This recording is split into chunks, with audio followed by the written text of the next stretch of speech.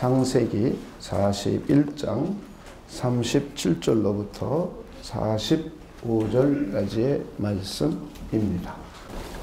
자, 우리 함께 교독하도록 하겠습니다. 바로와 그의 모든 신하가 이 일을 좋게 여긴지라. 바로가 그의 신하들에게 이르되 이와 같이 하나님의 영에 감동된 사람을 우리가 어찌 찾을 수 있으리요 하고 요셉에게 이르되 하나님이 이 모든 것을 내게 보이셨으니 너와 같이 명철하고 지혜 있는 자가 없도다. 너는 내 집을 다스리라. 내 백성이 다 내 명령에 복종하리니 내가 너보다 높은 것은 내 왕자뿐이니라. 바로가 또 요셉에게 이르되 내가 너를 애굽 온 땅의 총리가 되게 하노라 하고 자기의 인장 반지를 빼어 요셉의 손에 끼우고 그에게 세마포 옷을 입히고 금 사슬을 목에 걸고 자기에게 있는 버금수레에 그를 태우매 무리가 그의 앞에서 소리 지르기를 엎드리라 하더라. 바로가 그에게 애굽 전국을 총리로 다스리게 하였더라. 바로가 요셉에게 이르되 나는 바로라. 애굽 온 땅에서 내 허락이 없이는 수족을 놀릴 자가 없으리라 하고, 우리 45절을 다 함께 읽겠습니다. 시작. 그가 요셉의 이름을 사브낫바네아라 하고 온 제사장 보디베라의 딸 아스낫을 그에게 주어 아내로 삼게 하니라. 요셉이 나가 애굽 온 땅을 순찰하니라. 아멘. 우리 잠깐 기도하겠습니다. 하나님, 진심으로 감사를 드립니다. 하나님께서 우리와 늘상 함께 하시면서 우리를 그 어떠한 순간과 그 어떠한 환경이 오더라도 하나님이 함께 하시면서 형통하게 인도해 주시는 것, 하나님 다시 한번 진심으로 감사를 드립니다. 오늘은 이제 하나님이 함께하는 사람이 하나님의 영에 큰 감동을 받아서 하나님께서 알게 해주신 명철과 지혜로 충만하여서 이 세상에서 하나님의 뜻을 이루어가며 또 하나님의 뜻을 이루어가는 과정 가운데 우리의 삶의 위치도 하나씩 성장해가고 성숙해가고 또 하나님이 기뻐하시는 좋은 삶의 위치로까지 우리가 세워져 가도록 하나님께서 역사하여 주시옵소서. 감사를 드리며 예수님의 이름으로 기도하옵나이다. 아멘. 네, 하나님은 하나님의 백성들과 함께 하시면서 형통한 길로 꼭 인도해 주십니다. 이건 성경의 진리예요. 성경의 진리. 내가 하나님과 함께 하는 사람인가 아닌가는 본인 스스로 알 수 있어요. 내가 하나님과 함께 하는 사람인가 아닌가. 근데 하나님과 함께 하는 사람은 반드시 하나님께서 그 어떤 상황이 오더라도 하나님께서 하나씩 풀어 가십니다. 우리 요셉도 노예 시절에도 그랬어요. 그래서 가정 총무까지 갔습니다. 그러나 충성하는 그에게 미래가 기다리고 있는 것은 감옥이었습니다. 또 감옥에서도 하나님이 함께 하시면서 형통하게 인도해 주셨습니다. 그리고는 마침내 국무총리까지 올라가게 되었습니다. 그리고는 하나님의 뜻을 이루어 애굽으로 야곱의 후손 70인이 다 들어와서 애굽의 보호 아래 이들이 앞으로 미래 하나님의 큰 민족으로 성장하게 됩니다. 그리고는 보디발도 요셉을 보면 하나님이 함께하는 모습을 보았어요. 하나님이 함께하는 사람이라는 걸 알았어요. 무엇인지 달랐어요. 그리고 무엇인지 다르게 행동했습니다. 그런데 우린 지난주에 보디발과 또 그의 아내 이런 오해와 이걸 통해서 감옥을 가게 된 이야기를 다뤘습니다. 그때의 하나님과 함께하는 사람인 요셉은 행동 기준이 달랐습니다. 왜냐하면 하나님과 함께하는 사람이기에. 하나님과 함께하는 사람은 그가 행동할 행동 기준, 삶의 행동 방식이 다른 면이 있었어요. 그 다른 면이 뭐냐? 하나님이 보시기에 나를 어떻게 보시는가가 하나님이 함께하는 사람의 행동의 기준이고 표준이었습니다. 그래서 하나님이 하나님 앞에 죄가 되지 않고 하나님 앞에 악이 되지 않고 하나님이 선하게 보지 않는 일이기 때문에 자기 자신은 안 한다는 거예요. 우리는 성경에 나와 있는 하나님이 버린 사울왕, 그리고 하나님께 큰 은혜와 축복을 받은 다윗 왕을 비교해 봐도 다윗 왕은 하나님이 함께하는 사람입니다. 사울 왕도 하나님이 선택했고 다윗 왕도 하나님이 선택했지만 다윗 왕은 하나님이 함께하는 사람으로서 그가 하는 모든 행동, 심지어 목숨의 위협을 느낄 때, 사울 왕이 그를 죽이려고 할 때에도 그가 하는 행동은 하나님이 나를 어떻게 보느냐가 그의 행동의 표준이었었어요. 그래서 사울 왕을 죽일 기회가 2번이나 있는데도 안 죽였습니다. 그런데 사울 왕은 그도 하나님의 택함을 받았던 사람이지만 그의 삶의 행동 방식은 하나님이 함께하는 사람 같지가 않았었어요. 어떻게 하는 것이 나에게 유익이고, 어떻게 하는 것이 나에게 돈이 많이 들어오고, 어떻게 하는 것이 나에게 유익이고 명예가 올라가고 출세하고 성공하는지가 하나님이 어떻게 보시는가 보다 훨씬 앞섰어요. 그것이 그의 행동 방식이었었어요. 그리고는 하나님이 나를 어떻게 보시는가 보다는 사람들이 나를 어떻게 보는가가 그의 행동 방식이었습니다. 이렇게 하나님이 함께하는 사람들은 다른 면이 있어요. 그건 누구와 보아도 달라요. 누구와 보아도. 요셉도 보디발의 아내가 그럴 때에 이것은 하나님의 보시기에 악한 일이요, 선하지 못한 일이요, 그래서 나는 당신과 가까이 할 수 없고 당신과 동침할 수 없습니다 하면서 그 이후로는 그 옆에 가지도 않았어요.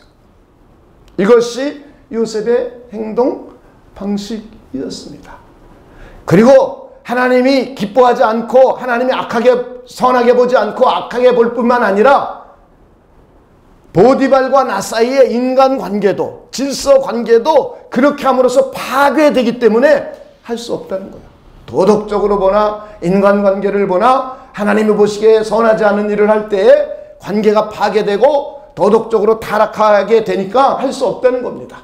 그리고 그는 그의 무슨 일을 할 때, 노예면 노예로 있을 때, 가정총무면 가정총무로 있을 때, 또 감옥에 들어가서 있을 땐 그 당시에 삶의 모든 순간순간을 신실하고 최선을 다하고 정직하고 성실하게 최선을 다하는 사람이었어요. 이게 하나님이 함께하는 사람의 특징이에요. 하나님이 함께하는 사람의 행동 방식은 모든 일 하나하나에 최선을 다하는 거예요. 그래서 그 삶의 시간을 쫙 연결해보면 10년, 20년, 30년 지나면 내 인생은 최선을 다한 인생이 되는 겁니다. 바로 하나님이 함께하는 사람들은 이런 행동 방식의 특징이 있었습니다. 그런데 오늘 본문은 삶의 방식, 행동 방식이 아닌 그가 하나님이 함께하는 사람이 또다시 타인들이 보기에 또 다른 면이 있었다는 거예요. 오늘 읽은 본문에 이 요셉, 하나님이 함께하는 사람의 요셉의 그의 또 다른 면은, 타인들과 다른 면을 자세히 관찰해 보면 바로 왕과 그의 신하들이 요셉을 딱 보니까 하나님의 영에 감동되었음을 알게 되었어요. 자기 자신만이 성령 충만하다라고 말하는 사람이 아닙니다. 바로 왕과 그의 신하들, 믿지 않는 사람들이에요. 그들이 보기에도 달랐어요. 하나님의 영에 크게 감동을 받았어요. 그러고 나니까 그의 말과 생각 가운데 명철과 지혜가 있는 것을 보았어요. 명철한 모습을 보았고, 그리고는 지혜로운 모습을 보았어요. 그에 따라서 그의 삶의 질, 요셉의 삶의 질에 변화가 일어납니다. 그 모습을 보고 오늘 우리가 읽은 본문은 모든 바로왕의 신하들과 바로왕이 한 사람도 반대하는 사람 없이 정말 이와 같이 하나님의 영에 감동을 받은 사람이 없구나. 아, 이에게 보니까 명철과 지혜가 아주 출중하구나. 그러니 이를 우리나라의 국무총리로 대신 맡겨서 우리나라를 다스리게 하자라고 하면서 전원일치에 합의하여서 요셉을 국무총리로 추대하게 되었습니다. 요셉의 삶의 위치가 감옥에 있었던 죄인에서 국무총리라는 신분으로까지 성장하여 변화가 일어납니다.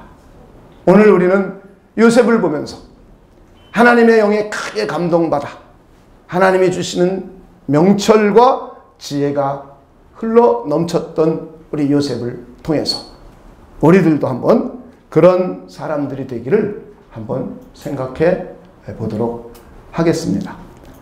우리는 오늘 읽은 본문 앞에 바로 왕과 요셉의 만남이 이루어져서 바로 왕의 꿈 이야기로부터 출발을 합니다.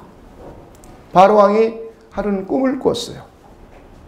그 꿈의 내용은 나일강가에 아주 살찐 풍성한 소 7마리가 풀을 거닐면서 여유롭게 잘 뜯어 먹는 모습을 꿈에 보았습니다. 그리고는 조금 있다 아주 흉측하고 삐쩍 마르고 파리한 아주 그냥 앙상한 암소 7마리가 그 가운데 쓱 올라왔어요.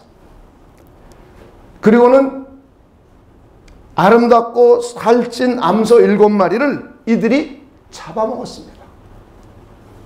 그랬는데 이 소의 모습이 잡아먹었는데도 불구하고 그대로 앙상하고 빼짝 마르고 파리하고 아주 볼품이 없는 모습으로 나타났어요. 그래서 이상하다, 궁금하다. 그리고 골똘히 생각하다가 잠이 또 깜빡 들었습니다. 그랬더니 또 꿈을 꾸게 되었어요. 곡식의 한 줄기가 무성하고 풍성한 줄기가 나오더니 7 이삭이 쫙 나와서는 아주 알이 토실토실하고 충실하게 잘 박힌 7 싹이 나왔어요. 그러더니 조금 있더니 가늘고 빼짝 마르고 이삭이 아무것도 없는 7 이삭이 또 나왔어요. 그러더니 그 가는 7 이삭이 무성하고 충실한 7 이삭을 다 먹어버렸어요. 그리고 났는데도 이 이삭은 아주 앙상하고 파리하고 아주 그냥 볼품없고 쭉정이 같아요. 이런 꿈을 꾸고 나서 고민입니다. 그래서 애굽에 있는 모든 술사들을 다 동원해서 꿈을 해석해 보려고 했는데 해석이 안 됐어요.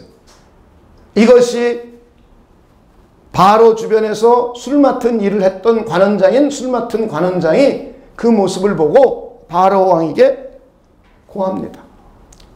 자기 자신이 감옥에 있을 때, 약 2년 전에 감옥에 있을 때 감옥에서 히브리 사람을 만났다.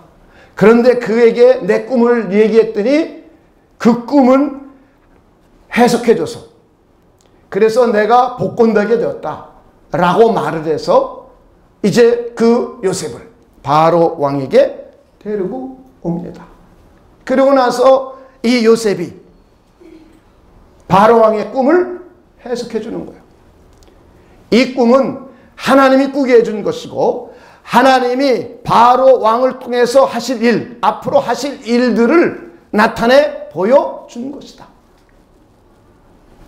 그런데 이 꿈의 내용은 2가지를 꿨지만 한 가지다, 한 가지. 2가지지만 한 가지인데 왜 2개로 보여줬느냐? 그 이유는 하나님께서 이제 곧 하실 것이고 속히 그 일을 이룰 것이기 때문에 보여준 것이다. 그 꿈의 해석은 이렇다. 7 이삭, 풍성한 7 이삭과 살찐 7 암소는 풍년, 대풍을 이루는 7년을 상징한다. 앞으로 7년 동안 대풍이 이루어질 것이다. 그리고 파리하고 비쩍 마른 암소 7마리, 앙상한 이삭 7개의 곡식은 바로 앞으로 또 일어날 풍년의 7년 후에 흉년의 7년이 일어날 것을 보여준 것이다. 그런데 그 7년의 흉년 기간 동안에 7해 있었던 풍년의 모든 영화와 풍족함과 부유함을 싹 잊어버리고 사람들이 큰 기근을 겪게 되고 어려움을 겪게 될 것이다 라고 꿈을 해석해 줍니다. 그랬더니 그러고 난 후에 바로왕에게 말합니다. 명철하고 지혜 있는 사람을 택하여서 애굽 땅을 다스리게 하십시오. 7년의 풍년 동안에는 전국 각지에 우리 바로왕이 각 관청과 관리들을 보내서 풍성하게 거둔 것을 거둬들이고 7년 동안 모아놓고 난 후에 7년의 흉년을 대비하시기 바랍니다 라고 말을 해준 것이 바로 오늘 우리가 읽은 본문의 바로 전까지의 내용입니다. 이 이야기를 들었더니 오늘 37절은 바로와 그의 모든 신하가 이 일을 좋게 여겼어요. 그리고는 바로와 그의 신하들에게 말합니다. 하나님의 영에 감동된 사람을 우리가 어찌 찾을 수 있겠느냐? 이와 같이 하나님의 영에 감동된 사람을 또 요셉에게 말합니다. 하나님이 모든 것을 내게 보이셨으니 너는 너와 같이 명철하고 지혜 있는 자가 없도다. 그러니 너가 이제 나를 대신해서 내 가정을 다스리고 그리고 우리나라를 총리하라 하면서 총리로 임명을 합니다. 이것은 만장일치로 이루어졌어요. 바로왕과 그의 모든 신하들이 하나님과 함께 하시면서 그에게 하나님의 큰 성령의 감흥을 줬고 성령의 감동을 받으니까 타인들이 보기에 다른 모습인데 구체적으로 명철해요. 그리고 지혜로워요. 그 모습을 보면서 전원일치로 애굽의 국무총리로 요셉을 추대합니다. 우리는 여기서 명철이라는 의미, 지혜라는 의미를 좀 먼저 생각해 보았으면 좋겠습니다. 명철이라는 말은 쉽게 말해서 상황 판단하는 능력이 뛰어난 거예요. 근데 주관적인 상황 판단이 아니라 객관적으로 상황을 판단하는 능력이 뛰어난 걸 우리 명철이라고 해요. 영어는 discerning 그래요. 명철. 여러분이 명철해지면 여러분의 삶 가운데 상황 판단하는 능력이 뛰어나집니다. 예를 들어서 르먼 사태 같은 게 쫙 일어났을 때에 여러분 각자 위치에 처해 있는 직장에서 그 상황을 명철한 사람들은 잘 이해하고 파악할 수 있는 능력이 생겨납니다. 그러면서 앞으로 세계 경기가 어떻게 돌아갈 것인가, 그리고 대한민국 경기가 어떻게 돌아갈 것이며, 그리고 내가 종사하는 이 분야에는 앞으로 어떻게 될 것인가, 미래 전망이 어떨까, 이런 것들을 분석하고 또 여러 가지 의견을 종합해서 판단할 수 있는 능력, 객관적으로 판단할 수 있는 능력이 뛰어나게 됩니다. 이게 명철한 사람이에요. 명철하지 않은 사람은 그 객관성 있게 판단하지 못하고 자기가 판단한 내용만을 가지고 타인들의 판단한 내용, 타인들이 진단한 것은 무시하거나 별로 받아들이지 않고 자기의 판단과 주장만을 막 내세워서 객관성 있게, 누가 봐도 객관성 있게 판단할 능력이 없습니다. 근데 명철한 사람들은 상황 판단을 자기 자신이 리서치하고 연구하고 조사하고 또 타인들의 의견들, 전문가들의 의견을 듣고 같이 이 일을 함께 하는 사람들의 의견을 들어가면서 객관적으로 종합적으로 아주 객관성 있게 상황을 판단하는 능력이 뛰어나게 됩니다. 저는 여러분들이 그런 분들 되시길 주님의 이름으로 축원을 드립니다. 지식, 지식인들과 명철한 사람은 지식을 활용하지만 지식만 뛰어난 사람하고는 달라요. 지식이 뛰어난 사람은 판단하고 분석할 능력이 있어요. 그래서 판단만 해요. 이 판단에서 상황 파악을 해서 판단하고 비평까지는 해요. 이거는 지식이 뛰어난 사람들이 합니다. 여기서 더 나가서 명철해서 타인들의 의견도 다 종합하면서 더 객관적이고 더 폭넓게 명확하게 명철하게 판단할 수 있는 능력을 가지고 있고 난 후에 그 다음에 지혜로운 사람은 이 상황하고 파악하고 깨달은 것을 최선의 방법으로 현명하게 대처할 수 있는 능력이 있어요. 그래서 이 문제를 풀어가요. 이게 지혜로운 사람이에요. 성경에는 명철과 지혜라는 단어는 함께 다닙니다. 동전의 양면과 같아요. 저는 여러분들이 지식만 뛰어난 사람들이 되지 않기를 주님의 이름으로 부탁을 드립니다. 지식이 뛰어나는 건 넘어서서 명철까지 가고 명철을 넘어서서 지혜로운 사람이 돼요. 지혜로운 사람. 상황 판단을 잘하고 객관적인 판단 그리고 깨닫게 된 것을 최선의 방법으로 그리고 현명하게 대처해 나가는 것 이게 바로 지혜로운 사람이야. 그래서 명철하고 지혜로운 사람이었었어요. 요셉. 명철하게 앞으로 14년 동안 이루어질 역사를 이해했어요. 상황을 파악했어요. 그리고는 그 상황 파악한 것을 어떻게 대처하고 어떻게 풀어갈지를 방법론까지 구체화시켰어요. 이 이야기를 들었더니 바로 왕을 비롯한 전 대신들이 다 동의했어요. 이게 지혜롭고 명철한 사람이에요. 저는 여러분들이 그럴 수 있는 분들이 되시길 주님의 이름으로 다시 한번 축원을 드립니다.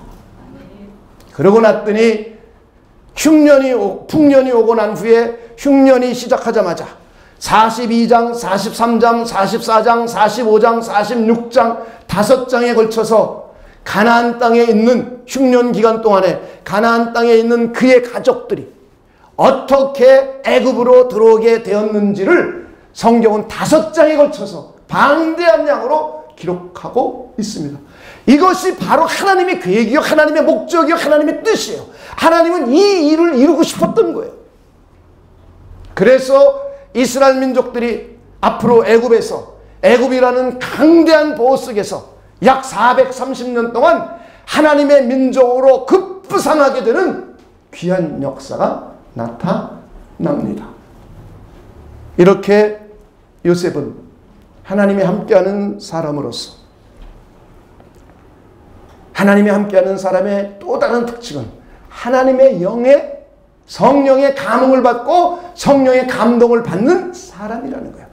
자기 생각, 자기 주장, 자기 감정, 자기 뜻에 감동받아서 행동하는 사람이 아니라 하나님의 영, 하나님의 성령에 크게 감동을 받아서 그 하나님의 성령께서 주시는 하나님의 뜻에 의해서 상황을 파악할 수 있는 명철함이 생겨나고 그리고는 이 상황을 해결해 갈 수 있는 지혜로운 생각이 그에게 생겨나게 됩니다. 그랬더니 하나님의 뜻이 이루어질 뿐만 아니라 요셉의 삶에도 삶의 질이 죄인의 감옥에 갇혀있던 모습에서 국무총리로 올라가게 됩니다. 할렐루야. 그래서 저는 여러분들이 하나님의 영에 크게 감동받는 분들이 되시길 주님의 이름으로 축원을 드립니다. 그래야 지혜로워져요. 그래야 명철해져요. 여러분이 교수나 학문에게 크게 감동을 받을 때에는 지식은 뛰어나집니다. 그러나 명철해지지는 않아요. 지혜로워지지도 않아요. 지식이 뛰어나져서 비평하고 판단하고 하는 능력은 뛰어나집니다. 그래서 저는 여러분들이 학문과 교수에게 감동받지 않기를 주님의 이름으로 부탁을 드립니다. 하나님의 사람이라면 하나님의 성령의 감흥을 받아야 돼요. 그래서 여러분이 배운 지식의 수준을 넘어서 명철로 바뀌고 명철의 수준에서 지혜로운 수준으로 변화가 일어납니다. 할렐루야. 그래서 여러분의 삶에 변화가 일어나는 거예요. 여러분의 삶이 하나님의 뜻을 이루어가고 여러분의 삶의 질이 점진적으로 좋아지게 됩니다. 저는 여러분들이 그런 분들이 되시길 다시 한번 주님의 이름으로 축원을 드립니다. 하나님의 성령의 감동을 받으면 지혜로워져요. 하나님의 성령의 감동을 받으면 명철해져요. 우리 출애굽기 35장 30절로부터 35절에 보면 하나님께서 출애굽 요정에 있어서 하나님의 성전을 짓게 됩니다. 이때 하나님께서 모세에게 말합니다. 브살렐이라는 사람을 불러라. 내가 그를 택했고 그에게 하나님의 영이 충만하게 할 것이다. 그래서 지혜와 총명과 지식으로 여러 가지 일을 하게 할 것이다. 금과 은과 늪으로 제작하는 기술을 고안하게 하고 정교한 보석을 깎게 하고 그리고는 이 성전을 짓는 일에 상상하고 만들고 조작하고 그리고 설계도를 가지고 성전을 짓게 하고 성전 각 기구들을 만들게 할 것이다 라고 말하는 장면이 나옵니다. 그 당시의 기술의 수준, 그 당시의 과학의 수준으로 성막을 짓는 것은 상당한 예술적으로 보나 건축학적으로 보나 상당히 뛰어난 수준이에요. 오늘날로 말하면 아마도 롯데리아에 있는 100층짜리 빌딩을 짓는 기술력일 거예요. 그 당시 우리 비교 몇천 년 전으로 비교해보면. 그런데 그때 불살렐과 오홀리압이라는 사람을 하나님이 불러서 제일 먼저 하신 일이 뭐냐? 하나님의 영을 그에게 충만하게 부어주는 일이에요. 그러고 났더니 지혜와 총명과 지식이 생겨나요. 그래서 창작합니다. 그리고 설계합니다. 그리고는 만듭니다. 그리고는 이 오홀리압이라는 사람은 수많은 사람들을 이 기술을 가르쳤어요. 할렐루야. 저는 여러분들이 그런 분들이 되시길 주님의 이름으로 축원을 드립니다. 여러분이 공부하는 것 중요합니다. 여러분이 전공하는 것 중요합니다. 이것보다 중요한 것, 더 근원적인 문제로 가서 여러분이 배우고 공부하고 연구한 것들이 제일 먼저 여러분들은 여러분 스스로가 하나님의 영에 크게 감동받는 사람들이 돼야 돼요. 하나님의 영에 크게 감동을 받아서 먼저 여러분들이 명철하고 지혜로운 사람으로 변화가 일어나야 돼요. 그러면 여러분들이 습득한 지식, 여러분들이 습득한 학문, 여러분들이 습득한 기술들이 이제 그것이 명철하게 되고 지혜롭게 되어서 여러분의 삶의 질을 바꿔갑니다. 뿐만 아니라 여러분이 하나님의 뜻을 이루어갈 수 있는 사람으로 성장시켜 갑니다. 할렐루야. 저는 여러분들이 정말 그런 분들 되기를 원해요. 그러기 위해서는 여러분들은 여러분 자신에게 감동받는 사람이 되지 마세요.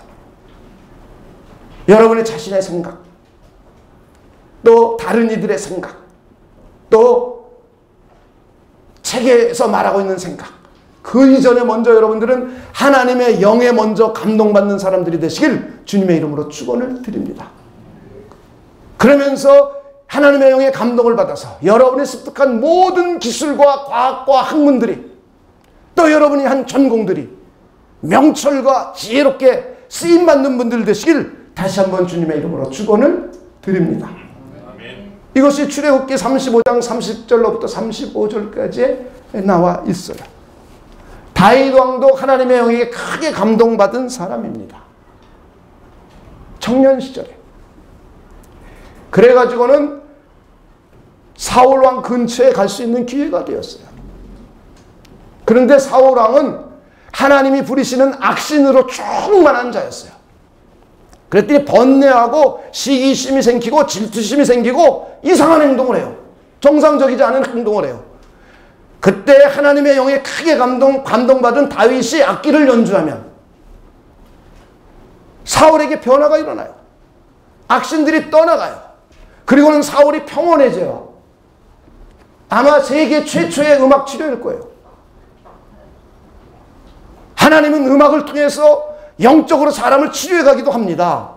하나님은 음악을 통해서 사람들의 마음, 정서를 순화해 가고 치료해 가기도 합니다. 이게 음악의 역할 중에 하나예요. 그런데 이런 역할이 극대화되는 사람은 누구냐? 하나님의 영에 크게 감동받은 사람. 그런 사람에 의해서 된다는 거예요. 한번 여러분들이 성경을 한번 보도록 하겠습니다. 우리 출애굽기 35장 하고요. 사무엘상 16장을 한번 보겠습니다. 출애굽기 35장 31절을 한번 보면 불살레를 부르고 난 후의 모습입니다.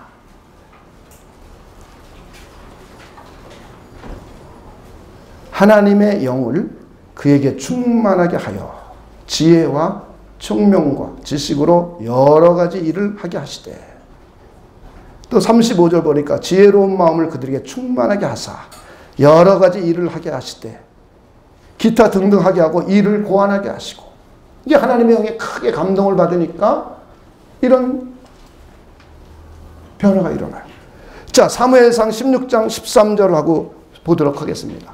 사무엘상 16장입니다. 13절. 사무엘이 기름불병을 가져다가 그의 형제 중에서 그에게 부었더니 이날 이후로, 그 다음에 있습니다. 시작. 다윗이 여호와의 영에게 크게 감동되니라. 그랬더니 23절입니다. 하나님께서 부리시는 악령이 사울에게 이를 때에, 그 다음 읽습니다. 시작. 다윗이 수금을 들고 와서 손으로 탄즉 사울이 상쾌하여 낫고 악령이 그에게서 떠나더라. 할렐루야.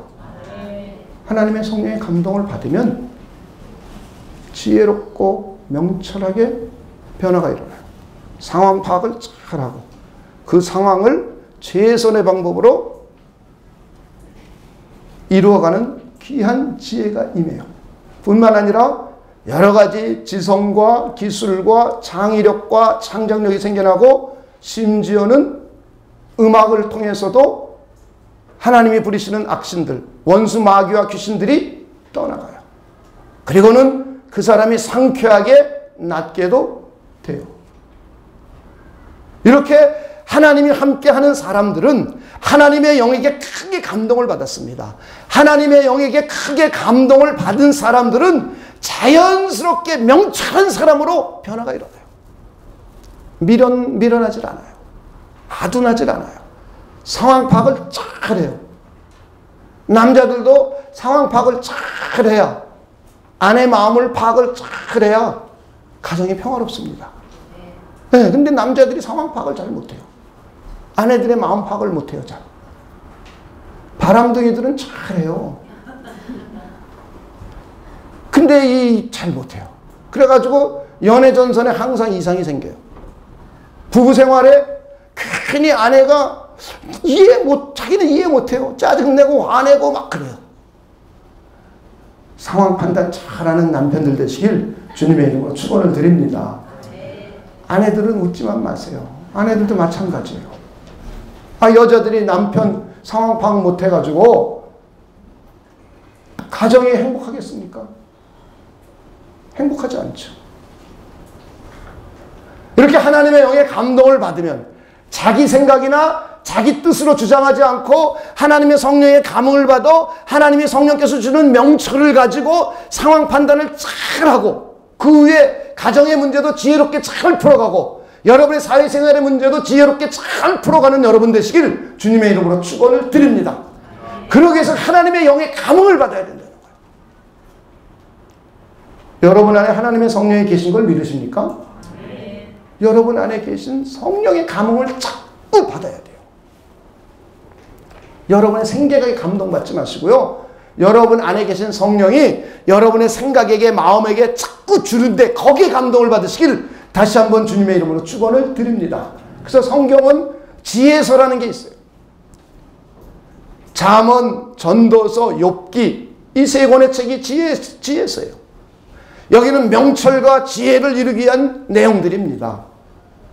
왜냐하면 솔로몬은 지혜를 하나님으로부터 얻었어요. 하나님의 영에 크게 감동을 받아서 하나님께서 지혜를 주셨어요. 그래서 솔로몬은 이 지혜 때문에 왕으로서의 역할을 잘할 뿐만 아니라 하나님의 백성들을 잘 다스렸어요. 그러다 보니 수많은 사람들이 솔로몬 왕의 지혜를 듣고 싶어 했습니다. 그래서 이웃 각국에서 사람들이 몰려오는 거예요. 이 지혜를 들으려고. 그런데 이 지혜를 들으려고 할 때에 그냥 온 것이 아니라 여러 가지 자기 나라에서 나는 특산물, 은금, 폐물들을 가지고 왔어요. 그러다 보니 솔로몬은 아주 풍성한 나라를 이뤘습니다. 부와 명예가 성경에 기록된 사람으로서 가장 최고라고 예수님이 평가해 줄 정도예요. 그런데 이 솔로몬은 자기가 그렇게 된 것이 왜 그런지를 알아요. 바로 하나님의 성령의 감동을 받고 하나님이 함께 하시면서 자기에게 명철과 지혜를 하나님이 주셨다는 것을 알아요. 그래서 명철의 중요성, 지혜의 중요성이 무엇인지를 알고 잠언에다가 계속 써놓습니다. 전도서에도 써놓습니다. 2권의 책에다가 굉장히 많이 기록했어요. 이 솔로몬은 아는 거예요. 자기 자신이 왕이 되게 됐고 왕으로 오랫동안 하나님의 영광을 누리면서 강성한 나라를 만들고 그리고 부강한 나라를 만들고 성전 건축까지 하고 왕궁까지 건축하는 그리고 은금 폐물이 풍성한 나라, 아주 부여로운 나라를 만들었어요. 그리고 왕으로서의 위치도 아주 확고하고 곤고해졌어요. 그리고 문화에 아주 극치를 이루었어요. 그 이유가 무엇인지 솔로몬은 알아요.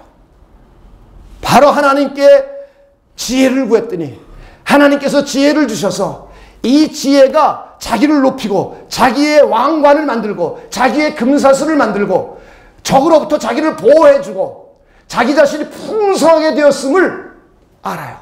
그래서 잠언은 곳곳에 지혜에 대해서 지혜가 나를 지켜주고 지혜가 나를 보호해주고 지혜가 있는 자는 장수가 있는 것과 같고 부귀가 있는 것과 같다. 오른손엔 장수가 있고 왼손엔 부귀가 있는 것과 같다.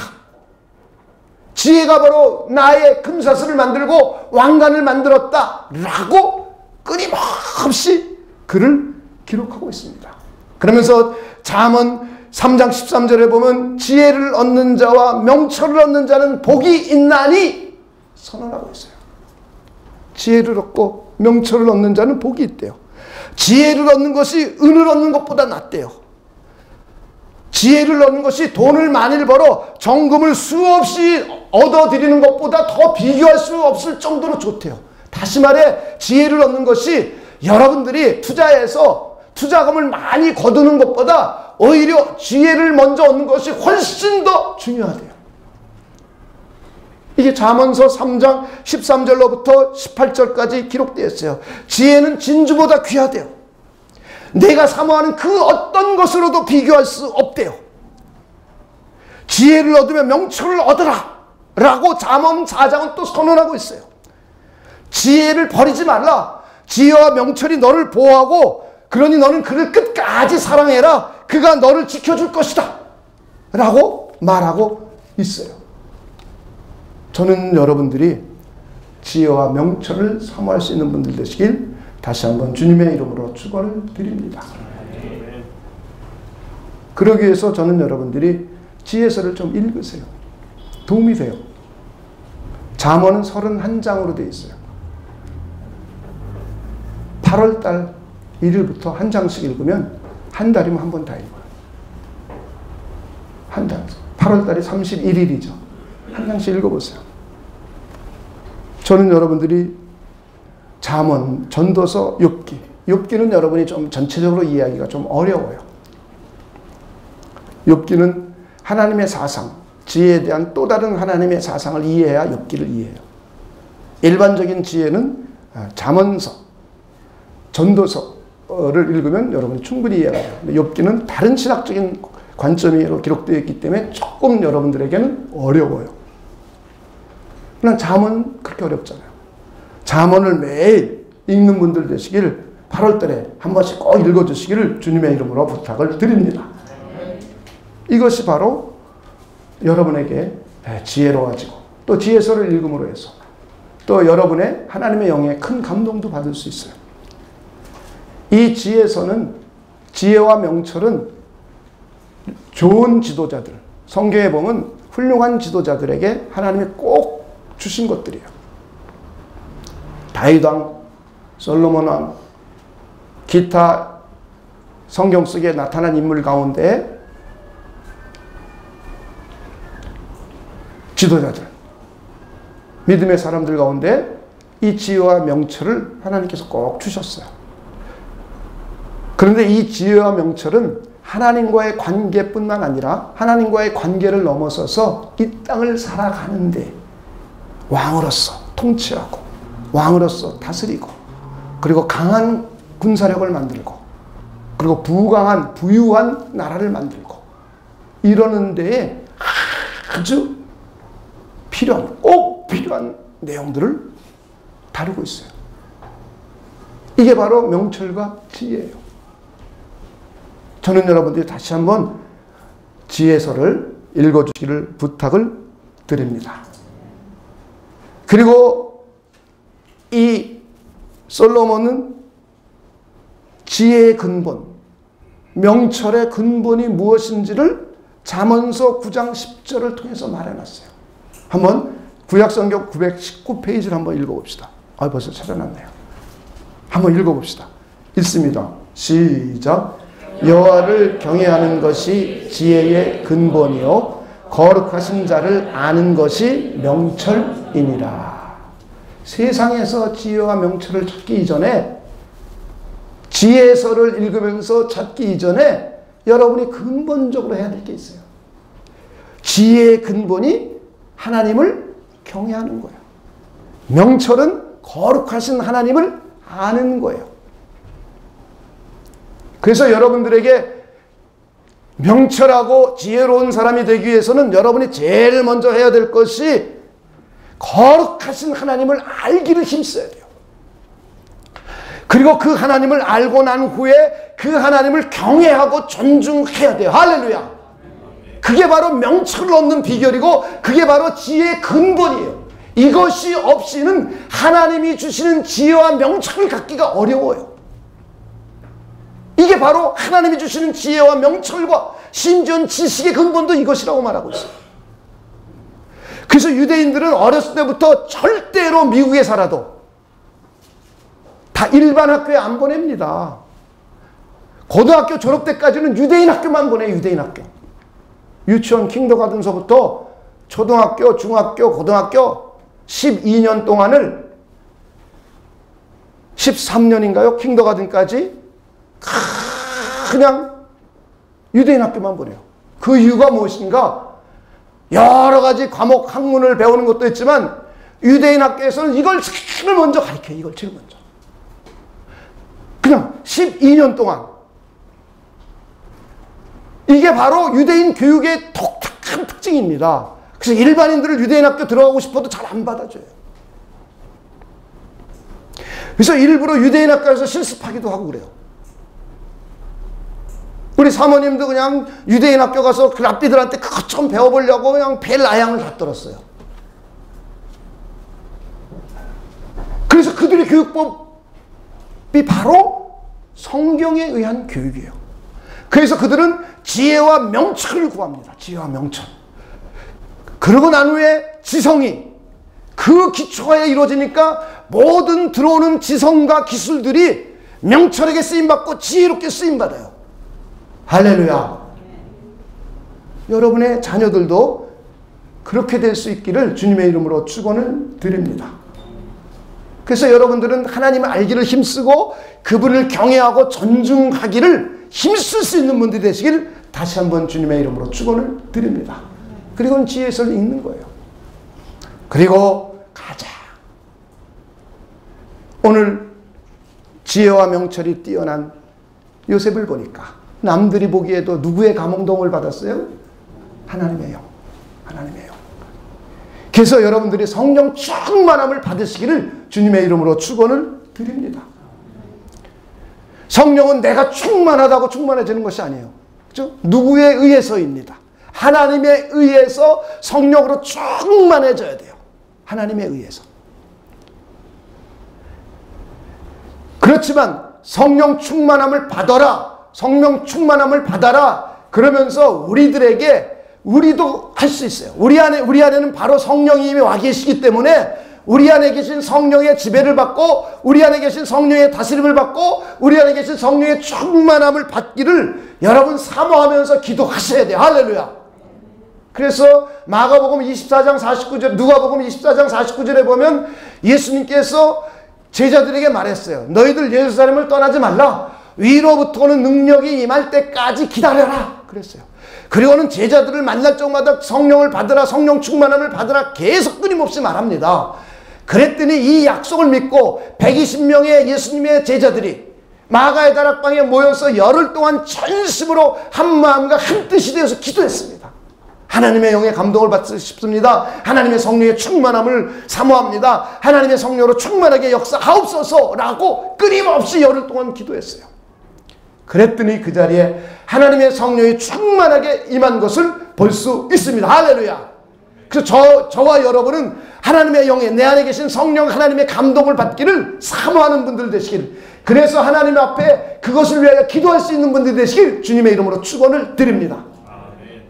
여러분이 하나님을 경외하고 하나님을 알기를 힘쓰고 하나님을 경외하고 그리고 하나님의 지혜서도 읽고 그리고 하나님의 성령의 감흥을 받기를 기도한다면 저는 여러분들이 하나님의 영에 크게 감동받는 사람들이 될 수 있을 것입니다. 할렐루야.